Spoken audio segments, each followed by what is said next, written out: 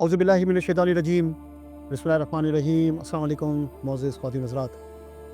कुरान पाक अल्लाह तबारक व तआला का वो कलाम है कि जिसमें कोई शक नहीं। ये रसूलुल्लाह सल्लल्लाहु अलैहि वसल्लम का वो मोजज़ा है जिसमें आज तक कोई तब्दीली नहीं कर सका।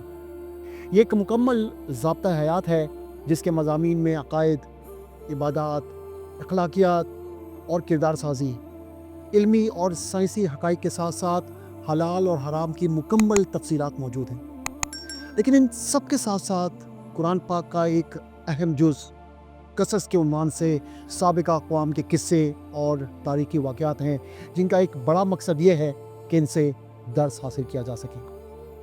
हम अपनी मुख्तलिफ़ क़सस सीरीज़ के ज़रिए उन कुरानी किस्सों को आप तक पहुँचाएँगे और उनके ज़रिए कुछ सबक हासिल करने की कोशिश करेंगे। तो आइए आज की सीरीज़ के पहले एपिसोड में हम कुरान पाक के उस किस्से का ज़िक्र करते हैं जिसमें कारून का तज़किरा हुआ है। कारून का ज़िक्र आपने कई बार सुना होगा, ख़ास तौर पर जहाँ कहीं बड़े ख़जाने या माल का ज़िक्र होता है वहाँ कारून के ख़जाने की भी बात हो जाती है। लेकिन बहुत कम लोग ये जानते हैं कि दरअसल कारून कौन था। कारून हज़रत मूसा अलैहिस्सलाम के चचा का बेटा था। बहुत ही खूबसूरत था, इसीलिए लोग उसके हुस्न व जमाल से मुतासिर होकर उसे मुनव्वर कहा करते थे। इसके साथ साथ उसमें यह कमाल भी था कि वो बनी इसराइल में तौरात का बहुत बड़ा आलिम और बहुत मिलनसार बाइख़लाक़ शख्स था। इसी वजह से लोग इसका बहुत अदब व एहतराम करते थे। लेकिन दौलत जमा करने की हवस ने उसके हालात में तग़य्युर पैदा कर दिया। बेशुमार दौलत उसके हाथ आते ही उसका ईमान रुख़सत हो गया और वो मुनाफिक होकर हज़रत मूसा अलैहिस्सलाम का बहुत बड़ा दुश्मन बन गया। इसी दौलत ने उसे आला दर्जे का मुतकब्बिर और मग़रूर बना दिया। कारून की दौलत इस कदर बेहिसाब थी कि उसके मुताल्लिक अल्लाह तबारक व तआला का इरशाद है, हमने कारून को इतने ख़जाने दिए थे कि इन ख़जानों की कुंजियाँ एक मजबूत और ताकतवर जमात बामुश्किल उठा सकती थी। जब ज़कात का हुक्म नाजिल हुआ तो उसने हज़रत मूसा के रूबरू ये अहद किया कि वो अपने तमाम माल में से 1000वां हिस्सा ज़कात निकालेगा। मगर जब उसने उस माल का हिसाब लगाया तो एक बहुत बड़ी रकम ज़कात की निकली। ये देखकर उस पर एकदम हिर्स और बुखल का भूत सवार हो गया और वो ना सिर्फ ज़कात का मुनकिर हो गया बल्कि कौम के लोगों को बहकाने लगा कि हज़रत मूसा इस बहाने तुम्हारे माल को ले लेना चाहते हैं। हज़रत मूसा ने उसे नसीहत भी की कि दौलत पर मत इतरा, अल्लाह इतराने वालों को पसंद नहीं करता और जो माल तुझे अल्लाह ने दिया है उससे आखिरत का घर तलब कर। लेकिन कारून ने अपने माल और दौलत के घुमंड में इस मुखलिसाना नसीहत को ठुकरा दिया। फिर इसी दौलत की मोहब्बत में उसने हज़रत मूसा पर बदकारी का इल्ज़ाम लगाया। अल्लाह तबारक व तआला ने इस बहतान से निजात दिलाकर अपने नबी की मदद फरमाई और ज़मीन को हुक्म हुआ कि कारून को पकड़ लें। वो पहले घुटनों तक और फिर कमर तक ज़मीन में धंस गया।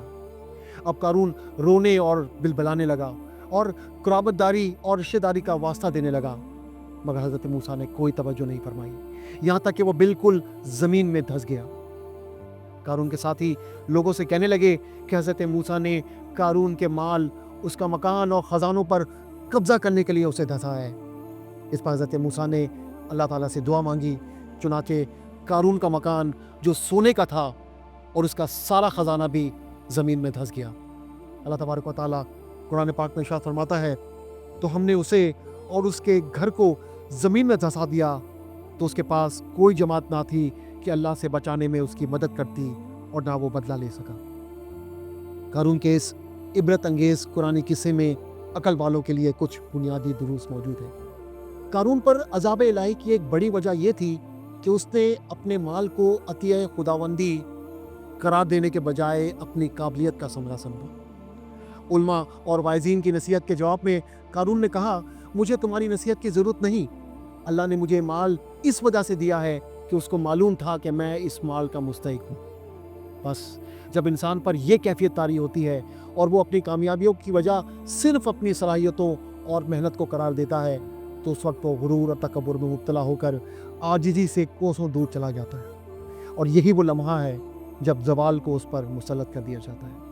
आज दुनिया के माहिरीन और स्कॉलर्स भी अपनी रिसर्च के ज़रिए यही बात साबित कर रहे हैं कि कामयाबी से नाकामी तक ले जाने वाली सबसे बड़ी वजह तकब्बुर है। मशहूर امریکی ریسرچر اور مصنف جم کالنز اپنی کتاب ہاؤ دا مائٹی فال میں ان کمپنیوں پر ریسرچ کرتا ہے جو کامیابی کے بعد ناکامی کا شکار ہوئی، اور اس کے نتیجے میں ایسی کمپنیاں تلاش کرنے میں کامیاب ہوتا ہے جو ایک وقت بلندی کے عروج پر فائز تھیں مگر پھر ایسے زوال کا شکار ہوئی کہ کچھ ہی عرصے میں بالکل غیر اہم ہو گئی۔ جم کالنز کی ریسرچ مزید یہ بتاتی ہے کہ ان تمام کمپنیوں کے زوال کی سب سے بڑی وجہ یہی تھی کہ مسلسل کامیابیوں نے ان کے قائدین کو غرور و تکبر میں مبتلا کر دیا تھا۔